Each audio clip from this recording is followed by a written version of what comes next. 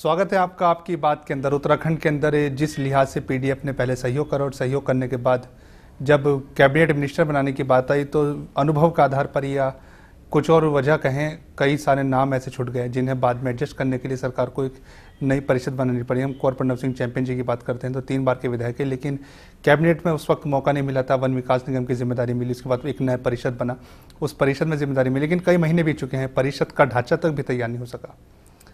उत्तराखंड राज्य खनिज विकास परिषद नाम है, लेकिन सिर्फ नाम का ही परिषद, अभी कुछ नहीं। वो सीधे बात करते हैं, मेरे साथ मौजूद है कुंवर चैंपियन जी हैं। चैंपियन जी, स्वागत है आपका आपकी बात के अंदर।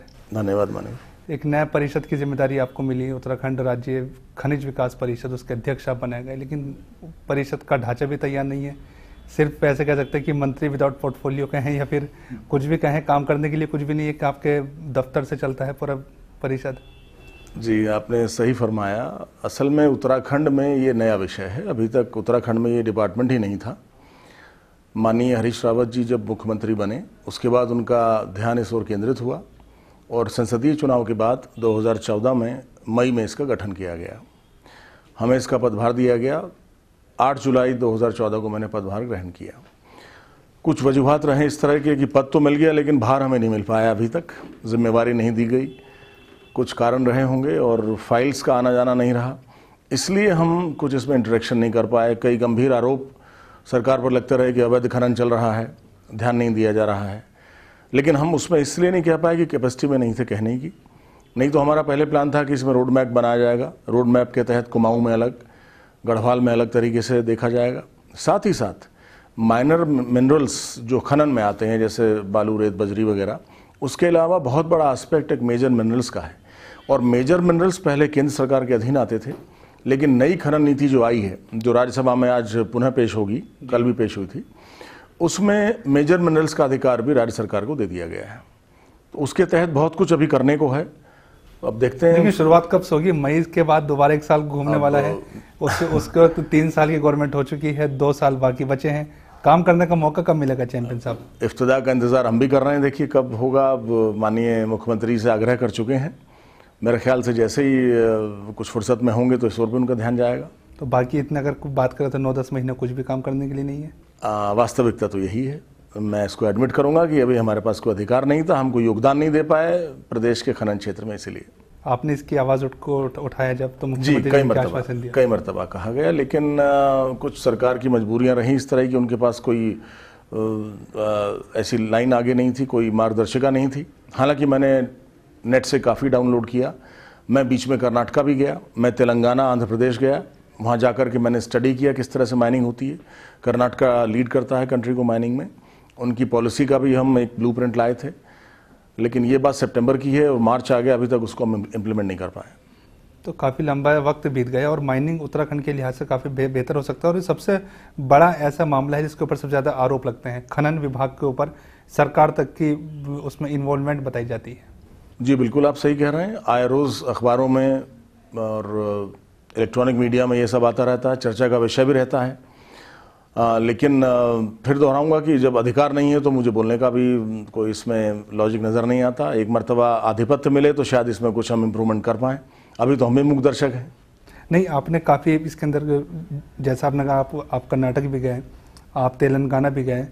कर्नाटक के बाद आप एक ब्लूप्रिंट लाए, उस ब्लूप्रिंट को आपने सरकार के सामने पेश भी किया होगा, उसके बाद क्या आश्वासन मिला? लेकिन नहीं बन पाया साहब। अभी हमने ज़रूर पेश किया था, कोई मीटिंग इस तरह की कारगर नहीं हुई। ऑफिसर्स की मीटिंग आपस में हुई, उसमें हमें भी इनवाइट किया गया, लेकिन पॉलिसी फ्रेमवर्क बनाने का निर्णय अभी तक नहीं लिया गया। हमने आग्रह भी किया सरकार से, माननीय मुख्यमंत्री से भी कहा है। मैंने कहा इसमें आप कॉन्स्टिट्यूशन बनाइए, और मेरा तो विचार ये था कि खाली माइनिंग काउंसिल से काम नहीं चलेगा, परिषद से, इसमें हमें अच्छी तरह से कॉरपोरेशन बनानी चाहिए। भविष्य में भी इसके बहुत सारे एस्पेक्ट्स हैं, बहुत फ्यूचर इसका ब्राइट है, और शायद मुख्यमंत्री जी इसमें विचार कर रहे हैं। और ये दुविधा जल्दी दूर हो जाएगी कि काउंसिल को कैसे आप उसमें एक तरह का निगम में आप परिवर्तित करें। तो मेरा तो यही कहना है कि इसका निगम बनाया जाए, और निगम में जैसे प्रोफेशनली काम होता है उसी तरह से खनन का भी देखा जाए, और माइनर मिनरल्स के साथ जो मेजर मिनरल्स की इतनी बड़ी जिम्मेवारी प्रदेश को मिलने वाली है, उसका सही तरह से वैज्ञानिक विद्रोहन हो सके और क्षेत्र को प्रदेश को राजस्व का लाभ हो सके। कुंवर साहब, आपको क्या लगता है खनन के ऊपर क्या बेहतर प्लान हो सकता है?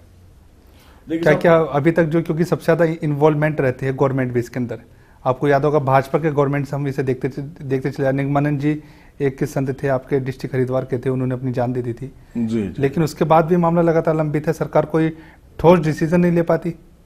असल में खनन का अभी तक कोई रहनुमाई नहीं थी। अब खुदा के फजल से एक रहनुमा मिला है, एक डिपार्टमेंट अलग से क्रिएट हुआ है, लेकिन बात वही आ गई कि उसमें अधिकार नहीं दिए गए, तो कुछ ना कुछ खामी इसमें रह जाती है, जिसलिए पूरी तरह परफॉर्म नहीं कर पा रहा है। उम्मीद कर रहा हूं कि मार्च के बाद सीरियसली माननीय मुख्यमंत्री जी इस ओर देखेंगे। और जैसा आपने पहले पूछा कि इसमें करने को क्या है, इसमें करने के लिए बहुत कुछ है। देखिए, हमारे यहाँ प्लेन्स का अलग है, पर्वतीय क्षेत्रों का अलग से है। खनन का नाम आते ही हम सिर्फ और सिर्फ रेता, बजरी और बालू को देखते हैं। ये तो बहुत छोटा सा पर्सपेक्टिव है। जो मेजर मिनरल्स हैं, मेजर मिनरल्स को अगर हम पर्वतीय क्षेत्र में देखें तो इसमें बहुत बड़ा एक हमारे पास एक अनएक्सेसिबल हमारे पास फील्ड पड़ी हुई है, जिसको हमने अभी तक देखा नहीं है। जैसे कुमाऊं के पहाड़ों में आप देखें जा करके, वहाँ पे बहुत बड़ा आप डिपॉजिट्स मिनरल्स के अलग अलग पड़े हुए हैं, और उनको सेलखड़ी वगैरह जैसे आप देख रहे हैं उसी को देखा जा रहा है। लेकिन उसके साथ साथ मैं इसमें रिसर्च एंड डेवलपमेंट R&D करना चाहूँगा। इसमें जियोलॉजिस्ट्स और जियोलॉजिस्ट के साथ इसमें केमिस्ट्स का मैं इंक्लूजन करूँगा। हमारे जो भूगर्भिक वैज्ञानिक हैं वहाँ जा कर के देखें, उसको एनालाइज करें, उसको एक्सप्लोर करें। अभी तक जो एक्सप्लोर नहीं हुआ है, इसमें बहुत से होराइजन्स इस तरह के हैं जो हमारे रिच मिनरल वेल्थ है वो नहीं निकल रही। अगर वो हमने एक्सकेवेट कर ली, अगर वो हमने डिस्कवर कर ली, तो हमारे प्रदेश को बहुत सा इसमें राजस्व का लाभ होगा। आपने पढ़ा होगा 2 महीने पहले पाकिस्तान में एक ऐसी पहाड़ में सोने का रिजर्व मिला, गोल्ड के रिजर्व मिले, तो कितना बड़ा भारी उससे उनको फ़ायदा मिलेगा। ऐसे ही ऊपर वाले के रहम से अगर कुछ हमारे यहाँ में मिल जाता है तो उत्तराखंड के लिए तो वरदान होगा। तो पहली मेरी जो अनुशंसा इसमें रहेगी, R&D करने की रहेगी, साइंटिस्ट को साथ लेके चलने की रहेगी, और डिपार्टमेंट को प्रॉपर्ली ऑर्केस्ट्रेट करने की रहेगी। It should be a well orchestrated institution. ये डिसअरे में नहीं होना चाहिए। Today it is in disarray, it has to be well orchestrated. इसमें एफर्ट की ज़रूरत है। लेकिन एफर्ट कैसे होगा? एफर्ट होगा, देखिए साहब, अधिकार एक बार मिल जाएगा तो हमें आधार मिल जाएगा काम करने का। आधार मिलेगा तो अधिकारियों को और विभाग को लगा करके क्षेत्रीय जन सहयोग से हम इसमें पॉलिसी बनाएंगे, और पॉलिसी ऐसी होगी जो इस पर्वतीय राज्य के हित में हो। क्योंकि केंद्र ने जो पॉलिसी बनाई है, मैं दिल्ली में मीटिंग में गया था, 18 दिसंबर को मीटिंग हुई थी दिल्ली में, उसमें बहुत सी खामियां हमें इस पॉलिसी में नजर आई थी। हमने उसका विरोध भी किया था, और हमारे जो डायरेक्टर माइनिंग हैं उन्होंने जाकर के उसको नोट भी कराया था। एडिशनल चीफ सेक्रेटरी भी गए थे। केंद्र ने उसका संज्ञान भी लिया है कि केंद्र ने जो नीति बनाई है उसका हम अवलोकन करते हुए अपने पर्वतीय राज्य के हित में, क्योंकि यहाँ पर्वत और प्लेन दोनों का समावेश है, तो मैदानी क्षेत्र पर्वतीय क्षेत्रों का समावेश करते हुए एक ऐसा म्यूचुअली कंपैटिबल इक्वेशन हम बनाएंगे जिससे कि माइनिंग को हम एक आयाम प्रदान कर सकें और प्रदेश के उत्थान में एक स्तंभ की तरह से इसको ला सकें, जिससे कि राजस्व की प्राप्ति हो। लेकिन कुंवर साहब, अभी जो खनन का नाम आती, लोग अवैध वर्ड पहले जोड़ लेते हैं, चुगान को भी खनन में सम्मिलित करते हैं। खनन सिर्फ पैसे कमाने का जरिया बन गया है, एक दूसरे की जान लेने का जरिया बन गया है, सरकार के ऊपर आरोप लगाने का जरिया बन गया है। ये दुर्भाग्य है साहब, क्योंकि जैसे मैंने अर्ज किया, this is a department in disarray. Disarray में बिखरा हुआ डिपार्टमेंट है। इसमें अगर हमको आधार मिलता है तो हम इसको एक सूत्रबद्ध कर सकते हैं, सूत्र में बांध सकते हैं, और जब ये डिसिप्लिन्ड हो जाएगा, इसमें एक वॉसिफरस इम्प्लीमेंटेशन होगा, इसमें लॉ एंड ऑर्डर भी आएगा, तो इन चीज़ों से निजात मिलेगी जिसका आपने अर्ज़ किया। अभी तो कई जगह खुली लूट हो जाती है, एडमिनिस्ट्रेशन का भी दबाव नहीं रहता है, हमारी इन्फोर्समेंट टीम है वो भी हर जगह नहीं पहुंच पाती एक साथ। मैं एडमिट करता हूं कि आज की डेट में बहुत कुछ इसमें करने के लिए है। आपका डिस्ट्रिक्ट सबसे ज़्यादा बदनाम रहता है इसमें, डिस्ट्रिक्ट हरिद्वार। देखिए, 3 ही तो ज़िले हैं मैदानी, यहाँ पर तीनों ज़िलों में ही होता है। अब उसमें मैं कमेंट करूँ ऐसे तो शोभा नहीं देता है जब तक मैं पूरी तरह उनका अभिज्ञान न ले लूँ, तथ्यों की जानकारी न ले लूँ। लेकिन बाहरी तौर पे कहा जा सकता है कि वास्तव में चोरी इसमें है। दुर्भाग्य है कि सरकार का राजस्व जो उसको मिलना चाहिए था वो नहीं मिल पा रहा है, उसका दुरुपयोग हो रहा है। संत लोग आवाज़ उठाते हैं, खनन रोकने की बात करते हैं, चुगान रोकने की बात करते हैं। उनका भी कहना देखिए कहीं गलत भी है, कहीं सही भी है। वो जो कहते हैं कि गंगा जी के अंदर इतना ज़्यादा ना करें कि उनका औचित्य ही प्रश्न चिन्ह में आ जाए। और वास्तव में मैंने जैसे कहा कि वैज्ञानिक विद्रोहन होना चाहिए, एक साइंटिफिक एक्सप्लोरेशन हमारी होनी चाहिए। अगर वैज्ञानिक विद्रोहन हम नहीं करेंगे, आंख बंद करके हम शोषण करेंगे, उससे नुकसान हो जाएगा। लेकिन मेरा आदरणीय साधु महात्माओं से भी हाथ जोड़ के नम्र निवेदन है कि इसमें व्यवहारिकता का पुट दे करके करें, खाली विरोध करने के लिहाज से विरोध ना करें, उससे सरकार को हानि होगी राजस्व की। हाँ, इतना ज़रूर है कि वो जो एनवायरनमेंट के प्रति जागरूक हैं, इकोसिस्टम के प्रति जागरूक हैं, हम उनका सम्मान करते हैं। एज अ आई ओपनर वो हमारे लिए काम कर रहे हैं। लेकिन जिस लिहाज से कछुआ जाल से सरकार काम करे तो लगता नहीं कि आने वाले 2-4 साल के अंदर भी काम पूरा होगा। परिषद का भी ढांचा तैयार नहीं हुआ, उसके बाद आपने परिषद बताया आप निगम की मांग कर रहे हैं, पता नहीं कब परिषद बनेगा, कब निगम बनेगा, या बनेगा भी नहीं बनेगा। अब देखिए, मास मीडिया बहुत पावरफुल मीडियम है। आपने जो आज कार्यक्रम ये लिया है, इसको एयर भी आप करेंगे। उम्मीद करते हैं कि डिसीजन हमारा कार्यक्रम मुख्यमंत्री जी भी देखे कि अध्यक्ष जी की जो परेशानी है उसे समझे, लेकिन सवाल ये है कि अध्यक्ष जी की परेशानी समझ नहीं पाए, 9-10 महीने हो गए। देखिए, मेरी परेशानी क्या, मैं तो जनता का सेवक हूँ, जनता की सेवा के लिए मैं आया हूँ, मुझे जनता ने भेजा है। मैं तो जनता की चिंता से चिंतित हूँ। जो राजस्व हमें प्रदेश में सरकार को देना चाहिए था, जिससे स्थानीय लोगों को रोजगार मिलता, वो हम परफॉर्म नहीं कर पा रहे हैं। उम्मीद करता हूं कि डिसीजन मेकर्स जल्दी इसको संज्ञान में लेंगे, हमें हमारी जिम्मेवारी देंगे और हम अतिशीघ्र 1 महीने के अंदर अंदर नीति निर्धारण करके और प्रैक्टिकल कार्य शुरू करके आपको देंगे। इससे पहले आप वन विकास निगम के अध्यक्ष थे, उस वक्त भी आपकी चिंता थी, और चिंता भी होती क्योंकि कुछ अध्यक्ष बनाते हैं, कुछ विभाग के, कुछ परिषद के, उसमें काम करने के लिए कुछ नहीं होता। सारी जिम्मेदारी प्रशासनिक ब्यूरोक्रेट्स के हाथ में रहती है, एमडी के हाथ में रहती है, अध्यक्ष नाम के होते हैं। वन विकास निगम में भी आपकी चिंता थी। बहुत अच्छी बात आपने कही। मैंने उस समय भी कहा था, माननीय मुख्यमंत्री हमारे श्री बहुगुणा जी थे, सेक्शन 10 और सेक्शन 5 जो फॉरेस्ट कॉर्पोरेशन का है, फॉरेस्ट डेवलपमेंट कॉर्पोरेशन का, उसको मैंने चैलेंज किया था। लेकिन कैबिनेट नोट का वायदा मुख्यमंत्री जी ने किया था, तत्कालीन मुख्यमंत्री जी ने, उन्होंने उसको निभाया नहीं, वो उसको लाए नहीं कैबिनेट में। मेरी अनुशंसा थी, मैंने कहा आपने टाइटुलर हेड हमें बना दिया है, सिर्फ टाइटल के नाम के हम अध्यक्ष हैं। जब तक हमारा दखल उसकी डिसीजन मेकिंग में नहीं होगा, कोई एडमिनिस्ट्रेटिव पावर, कोई हमारे पास फाइनेंशियल पावर नहीं होंगी, तो हम क्या उसमें योगदान दे पाएंगे। सब कुछ तो एमडी के हाथ में रहता है। तो तर्क आया उसमें, जो अधिकारियों का तर्क था आईएएस लॉबी का, कि साहब ये तो सीएमडी की पोस्ट होती है, वो उनको दिया जाता है, chairman and managing director. Chairman जो बनेंगे वो पब्लिक के आदमी होते हैं और एमडी अधिकारी होते हैं, प्रशासनिक अधिकारी होते हैं, इसलिए उन्हीं को देखना है। तो मेरा उसमें थोड़ा सा मतभिन्न था। मेरा उसमें था कि हम परस्पर सहयोग करें, अधिकारियों को भी चेयरमैन का सहयोग करना चाहिए और चेयरमैन भी परस्पर समान अधिकारियों का करे। लेकिन फिलहाल ऐसी इक्वेशन नहीं है। मेरा प्रयास रहेगा कि जब माइनिंग कॉर्पोरेशन की इस चीज़ को हम लाएं, तो माइनिंग में हम इस चीज़ को डालें कि डिवीजन ऑफ पावर्स उसमें रहे। जो एक आधिपत्य है वो एक आधिपत्य ना हो जाए, बल्कि शेयर रहे, जो कि हमारा लोकतांत्रिक प्रदेश है, लोकतांत्रिक प्रणाली है। लोकतंत्र के तहत जो जनप्रतिनिधि आता है उसका भी उसमें डिसीजन मेकिंग में दखल रहे। नहीं, सवाल भी ना कि जनप्रतिनिधि बैठते हैं, रबर स्टाम्प बनकर रह जाते हैं, कुछ काम करने के लिए नहीं होता, तो फिर बैठने का औचित्य क्या रहेगा? दुर्भाग्य है, आप बिल्कुल सही फरमा रहे हैं। ऐसा ही होता है कि आप कर कुछ नहीं सकते, सीट पे आप बैठ गए हैं, किसी को छुट्टी तक नहीं दे सकते हैं, बजट में आपका हस्तक्षेप नहीं है, एडमिनिस्ट्रेटिव मैटर्स में आपका हस्तक्षेप नहीं है। इसमें हमें थोड़ा दायरा जनप्रतिनिधियों का बढ़ाना पड़ेगा। मुख्यमंत्री से मैंने शेयर भी किया। गाड़ी के ऊपर एक लाल बत्ती घूम जाती है, कुछ उसके लिए वेतन मिलना शुरू हो जाता है, इसके अलावा तो कुछ होता नहीं है। हाँ, वो तो देखिए प्रोटोकॉल है, वो तो पद के साथ सब चीजें आती हैं। नहीं, इसके अलावा तो कुछ नहीं, मतलब एक बहलाने के लिए है, लेकिन जनप्रतिनिधि को बहलाने के लिए ये सब कुछ और कुछ नहीं है। जो व्यक्ति विशेष की क्वालिटी है, जैसे वो समाज में आगे बढ़ के आया है, जनप्रतिनिधि बना है, सम्मानित सदन का सदस्य बना है, वो उसका योगदान किस तरह से लिया जाए, सरकार को इस बारे में अपना विचार बनाना होगा। अभी तक ये विचार नहीं है, आप सही फरमा रहे हैं। मैंने इसकी पहल 3 साल पहले की थी, लेकिन वो कारगर नहीं हुई। अब मैं पुनः इसकी पहल कर रहा हूं, खनन विकास निगम का जो हम गठन करेंगे उसमें कि एमडी और चेयरमैन में पावर शेयरिंग होनी चाहिए। और मैं ये नहीं कहता कि एक आधिपत्य हो जाए, आधिपत्य, दोनों की शेयरिंग हो, म्यूचुअल शेयरिंग हो, जो जनता के हित में हो। हरीश रावत जी साहब, आपकी इस लिहाज से बात हुई? मेरी एक बार वार्ता हुई थी, लेकिन नीति अभी तक निर्धारित नहीं हुई। नीति निर्धारण से पहले आदरणीय मुख्यमंत्री के साथ हमारी बैठक होगी, वरिष्ठ अधिकारियों के साथ भी बैठक होगी, और मेरा प्रयास रहेगा कि मैं इसको नीति के अंदर ला सकूं। एक छोटा सा ब्रेक लेते हैं, लेकिन ब्रेक के बाद भी कुंवर प्रणव सिंह चैंपियन जी से चर्चा जारी रहेगी।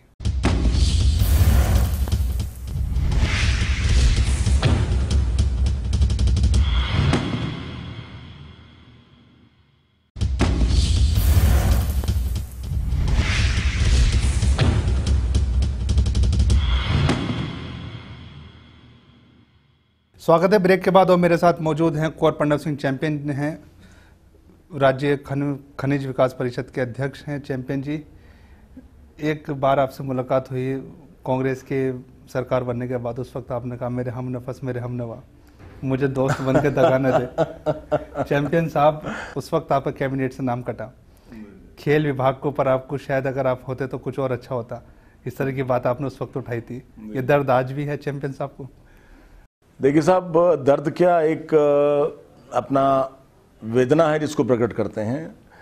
एक अरसे से इस फील्ड में है और युवा भी, एज भी साथ देती है, एजुकेशन के मामले में भी, स्पोर्ट्स के मामले में भी है।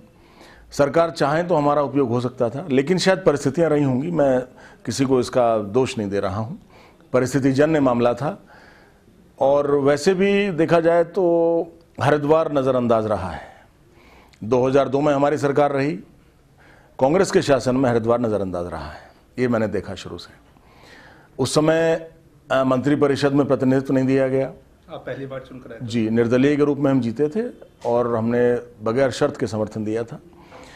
तथ्य ये था कि साहब फर्स्ट टाइमर्स को हम मंत्री नहीं बना रहे हैं, लेकिन उस टाइम फर्स्ट टाइमर्स भी कई थे जो बने थे, नाम नहीं लेना चाहूँगा, बहुत थे। सेकेंड टर्म बीजेपी की सरकार आई, उसमें मदन कौशिक जी हरिद्वार से बने, उनको प्रतिनिधित्व दिया गया, कई महत्वपूर्ण विभाग रहे। तीसरी मर्तबा जब विधानसभा आई है उत्तराखंड में, तो उस समय कुछ ऐसा फ्रैक्चर्ड मैंडेट मिला कि मात्र एक विधायक के ही अंक से ही सरकार बनी और सहयोग जिनका लिया गया वो प्रोग्रेसिव डेमोक्रेटिक फ्रंट रहा और उनको ही जो महत्वपूर्ण पद थे उनको देने पड़े। उसमें कांग्रेस के जो सिपाही थे उनको सेक्रीफाइस किया गया। तो शायद उसी सेक्रीफाइस में हम भी आए कि अपनी सरकार, अपने पार्टी की सरकार बना गए। लेकिन हरिद्वार फिर भी विमुख रह गया कांग्रेस के प्रतिनिधित्व से कैबिनेट में। सुरेंद्र राकेश जी को मिला पीडीएफ से? जी हाँ, वो पीडीएफ से बहुजन समाज पार्टी के थे, लेकिन कांग्रेस पार्टी से किसी को नहीं मिल पाया। कांग्रेस पार्टी से 2 मरतबा मैं हरिद्वार से लगातार अकेला विधायक रहा, 2002 से 7, 2007 से 2012। 2012 के बाद 2 साथी हमारे और आए हैं, जूनियर्स हमारे, प्रदीप बत्रा जी और फुरकान अहमद जी। तो मेरी तीसरी टर्म है, लगातार कांग्रेस का मैं सेवक हूँ, विधानसभा में प्रतिनिधित्व कर रहा हूँ और तीसरी बार में सेवक। वो शेर मैंने तभी कहा था आपसे सुनकर के, मेरे हमनफस मेरे हमनवा, मुझे दोस्त बन के दगा। नहीं, वो कुछ इस तरह था कि मेरा अज़्म इतना बुलंद है कि पराए शोलों का डर नहीं, मुझे खौफ आतिश गुल से है कि कहीं चमन को जला न दे, मेरे हमनफस मेरे हमनवा, मुझे दोस्त बन के दगा न दे। तो उस वक्त आपने मुद्दे उठाए थे खेल विभाग की। अगर आज मैं बात करता हूँ, जैसे राष्ट्रमंडल खेलों की हमें मेज़बानी मिल रही है, उसे किस लिहाज से देखते हैं, सरकार का प्रयास? देखिए साहब, बहुत अच्छी बात है, माननीय मुख्यमंत्री जी ने इसमें दिलचस्पी ली है। मुख्यमंत्री जी खुद भी स्पोर्ट्स में एक्टिव रहे हैं अपनी जवानी के समय में, आज भी उनके अंदर वो चिंगारी है, मैं देखता हूँ जब भी वार्ता होती है। 38वां राष्ट्रीय खेल उत्तराखंड को मिलना कोई छोटी बात नहीं, बहुत बड़ा। मैं चाहूँगा उनको मुबारकबाद देना चाहूँगा माननीय मुख्यमंत्री जी को, खेल को लाए हैं। हमारे खेल मंत्री जी भी पूरी तरह से लगे हुए हैं, जितने रिसोर्सेज हैं हमारे। हल्द्वानी में हमारा इंटरनेशनल स्टेडियम बनने जा रहा है, देहरादून में ऑलरेडी बन के तैयार होने वाला है। तो खेल मंत्री जी ने काफ़ी इसमें प्रयास किया है। बात दीगर है, हम क्या करते वो तो अलग बात हो गई, लेकिन फिलहाल जो हैं हम उनको सहयोग कर रहे हैं, हमारी पार्टी के ही हैं। और मुख्यमंत्री जी से मैं बहुत खुश हूँ कि उन्होंने इसमें बढ़ चढ़ के दिलचस्पी दिखाई है। लेकिन खेल मंत्री जी के बारे में कई सारे खिलाड़ी बात करते हैं, कहते हैं हमारे खेल को तो मंत्री जी जानते भी नहीं है, उनके पास जाते हैं मदद के लिए तो पहचानते नहीं है। नुंगशी मलिक, ताशी मलिक है, उन्होंने 6 से ज़्यादा सबसे ऊंची पहाड़ियों को फतेह कर चुकी हैं, 2 सगी बहनें हैं, उन्हें कोई मदद नहीं मिल पाती। असल में साहब होता यह है कि जो व्यक्ति जिस फील्ड का हो उसको उसका ज्ञान ज़्यादा रहता है। अब नारायण सिंह राणा जी ने जब प्रथम उत्तराखंड खेल कराया था, मैं उनकी तारीफ इसीलिए नहीं करता, कोई कारण है। उस शख्स ने नगण्य इंफ्रास्ट्रक्चर में, संसाधन उनके पास बहुत कम थे, लेकिन उन्होंने अपने डायनामिज्म से, चाहे रुड़की के बीजी के कमांडेंट हो आर्मी के, चाहे उत्तराखंड की पुलिस से सहायता लेनी हो, चाहे आसन बैराज में बोटिंग करानी हो, चाहे उधम सिंह नगर में प्रतियोगिता करानी हो, उस शख्स ने he did not left any stone unturned. इतना प्रयास उन्होंने किया, हर डिसिप्लिन को वो लेकर के आए, क्योंकि वो खुद खिलाड़ी रहे हैं। शूटिंग में उनके परिवार का वर्चस्व रहा है। मैं खुद अंतर्राष्ट्रीय स्तर का खिलाड़ी रहा हूँ, तो जो खुद खिलाड़ी हैं वो जानते हैं, because we cannot appreciate light unless we have seen the darkness. किसी और महज के लोग अगर उसमें किसी दूसरी चीज़ में आ जाते हैं तो वो बेचारे अप्रिशिएट नहीं कर पाते। हम गलती नहीं मानते हैं, ये तो वास्तविकता है। तो अगर खेल विभाग से ही जुड़े हुए व्यक्ति कोई हो तो नेचुरली ज़्यादा जानेगा। अब खिलाड़ियों को निराशा होती है कि साहब इस बारे में नहीं जानते, उस बारे में नहीं जानते हैं, क्योंकि हर आदमी की अलग अलग फील्ड होती है। हमारी फील्ड अलग है, आपकी फील्ड अलग है, उनकी फील्ड अलग है, तो हम कमी नहीं निकाल रहे हैं, लेकिन बात है कि मौका दिया जाता तो शायद कुछ करके दिखा सकते थे। हरिद्वार से जैसे सुरेंद्र राकेश जी दिवंगत हुए हैं, वो सीट अभी भी एक कैबिनेट की खाली है, लेकिन जो अब नाम सामने आ रहे हैं कैबिनेट के लिए, उसमें कुंवर चैंपियन जी का नाम काफ़ी पीछे से चल रहा है। ये सुबोध उनियाल जी लाइन में है, शैलेंद्र मोहन सिंगर जी लाइन में है। देखिए साहब, नाम की मुझे चिंता नहीं, मुझे तो जनता ने सेवा करने के लिए भेजा है। आपको याद हो, जब वन विकास निगम से हमने इस्तीफा दिया था तो हमने कहा था कि हम लाल बत्ती के तलबगार नहीं हैं, हम जनता की मोहब्बत के तलबगार हैं। खुदा का फजल, ईश्वर कृपा मानता हूं कि जनता ने 3-3 बार लगातार मुझे उस क्षेत्र से जिताया है जहां कोई एक बार जीत के लगातार दूसरी बार नहीं जीत पाया। और आज भी जनता का बहुत मुझे दुलार, बहुत प्यार, बहुत स्नेह मुझे मिल रहा है और मैं जहां हूं, जैसे हूं, पूरी तरह संतुष्ट हूं। जनता के साथ मैं न्याय करा सकूं, मेरी यही एक उम्मीद रहती है, यही मेरी सेवा की पराकाष्ठा है। अपने आप पद लेना या सत्ता लालुपता, मैं कभी इसमें आगे नहीं आऊँगा। बाकी समय के बलिवेदी पर जो होगा वो मुझे सहर्ष स्वीकार होगा। किस तरह देखते हैं, जैसे मुख्यमंत्री बदले विजय बहुगुणा जी के बाद हरीश रावत जी आए, जो एक तालमेल की कमी है या फिर जो अनदेखी है, क्या वो पूरी हो पाएगी? देखिए, रावत जी एक बहुत ही मैच्योर्ड और सीजन पॉलिटिशियन हैं, जिन्होंने जिंदगी की सत्यता को उस गहराई तक देखा है जहां शायद ही कोई विरला पॉलिटिशियन पहुंचता हो। उत्तराखंड में इनके बराबर का कोई पॉलिटिशियन नहीं है, इर्रेस्पेक्टिव ऑफ पॉलिटिकल पार्टीज। उनकी सदाशयता, उनका जनरल नॉलेज और पॉलिटिक्स की समझ जिस तरह की है, वो व्यक्ति वास्तव में उत्तराखंड के लिए ही बना है, उत्तराखंड की भलाई करने के लिए। उनको अगरचे अनअबेटेड काम करने दिया जाता है, जैसे वो जब मुख्यमंत्री बने रात के 2:30-3 बजे तक बैठते थे। मुख्यमंत्री घोषणा के शासनादेश 6-6 महीने में नहीं आते थे, उन्होंने 6 घंटे में शासनादेश करके दिखा दिए। तो रावत जी के अंदर बहुत पोटेंशियल है, लेकिन धरातल पर तो नहीं उतरे ना, घोषणा हवा के अंदर ही उसके अंदर। अब वो देखिए, हमारा जो कार्यपालिका के अंग हैं वो तो वही हैं, तो उसमें समय लगेगा, इसलिए रावत जी को समय चाहिए अनअबेटेड काम करने के लिए। मतलब कमी ब्यूरोक्रेट्स के अंदर है? कमी तो नहीं कहूंगा, लेकिन एक ढर्रा इस तरह का है, एक उनकी एक साइकोलॉजी काम की, एक वर्क कल्चर ऐसा बन गया है। रावत जी की जो वर्क कल्चर है उसको अगर हमारा प्रदेश अडॉप्ट करता है खुले मन से, खुले हाथों से, तो 2 साल के अंदर उत्तराखंड में कुछ का कुछ हो जाएगा, बहुत कुछ हो सकता है, प्रोवाइडेड उनको अनअबेटेड काम करने दिया जाए। मैं बार बार इसी शब्द को यूज कर रहा हूं, अनअबेटेड। होता क्या है, पार्टी के अंदर के संघर्ष हैं, समाज के संघर्ष हैं, बहुत सी चीजें आ रही हैं। अगर वो थोड़ा सा वेनिंग में हो जाए तो रावत जी की परफॉर्मेंस वैक्सिंग में आ जाएगी, डेफिनेटली ही विल इंक्रीज। किस तरह दिखते हैं? समय बहुत कम है चैंपियन जी, 3 साल आपकी गवर्नमेंट को हो चुके हैं, 3 साल के अंदर कितना विकास हुआ, कितना घोषणा पत्र हुआ और क्या उम्मीद है? आंकड़ों पे आप जाएं तो देखिए, आंकड़े तो बहुत कुछ बोलते हैं, एक बहुत बड़ा पुलिंदा होता है, लेकिन वास्तव में हमारी सरकार बहुत से कल्याणकारी काम समाज सेवा के क्षेत्र में कर रही है। अब महिलाओं के लिए देखिए, पीआरडी में 20% आरक्षण करना, बजट में आप देख सकते हैं, बहुत सी चीज़ें, लंबी बहस हो जाएगी, बहुत सी चीज़ें मैं इलस्ट्रेट करूं, लेकिन 6 महीने के अंदर अंदर आपको और भी बहुत कुछ दिखेगा धरातल पर, जो हमारा नियोजन और परियोजनाएं हैं। दुर्भाग्य एक रहा कि केंद्र सरकार द्वारा हमें पैसा काट दिया गया, हमारा जो पैसा मिलता है उसमें बहुत दिक्कत आ गई। पहले 90:10 की शेयरिंग होती थी, अब 50:50 का केंद्रांश और राज्यांश कर दिया है, 2,500 करोड़ हमें काट दिया गया और बहुत सी चीज़ें कटौती हो रही हैं। ये कोई स्वस्थ परंपरा नहीं है। जैसा रुपये डिवैल्यू हो रहा है तो हमें तो और योजना बढ़ के मिलनी चाहिए थी, स्पेशल स्टेटस पर्वतीय राज्य का रहना चाहिए था, ग्रीन बोनस इत्यादि होना चाहिए था, हमारे इंडस्ट्रियल पैकेज में बढ़ोतरी होनी चाहिए थी। ये सब चीज़ें हैं, ये होती हैं तो केंद्र से उत्तराखंड को बहुत फायदा मिलेगा। शुक्रिया चैंपियन साहब हमारे साथ जुड़ने के लिए। तो कुंवर प्रणव सिंह चैंपियन जी मेरे साथ मौजूद थे। और जिस लिहाज से हम देखते हैं खनन की, अगर हम बात करते हैं, खनन विकास परिषद, खनिज विकास परिषद के नाम से एक परिषद बनाई तो गई है, लेकिन परिषद अभी उसका ढांचा भी तैयार नहीं हुआ। एक साल लगभग घूमने वाला है। सरकार ने एक प्रयास जरूर किया था, लेकिन प्रयास धरातल पर नहीं उतरा, उसकी इब्तदा भी नहीं हुई, शुरुआत भी नहीं हुई। यदि शुरुआत होती है और ये जिस लिहाज से चैंपियन साहब ने भी कहा कि अगर निगम बनते हैं, उससे अधिकार मिलते हैं, तो शायद उत्तराखंड के अंदर सबसे ज़्यादा चर्चाओं में रहने वाला मुद्दा है विपक्ष के पास खनन, उसके ऊपर शायद कुछ लगाम लग जाए या उसका उपयोग राज्य के हित के लिए हो जाए।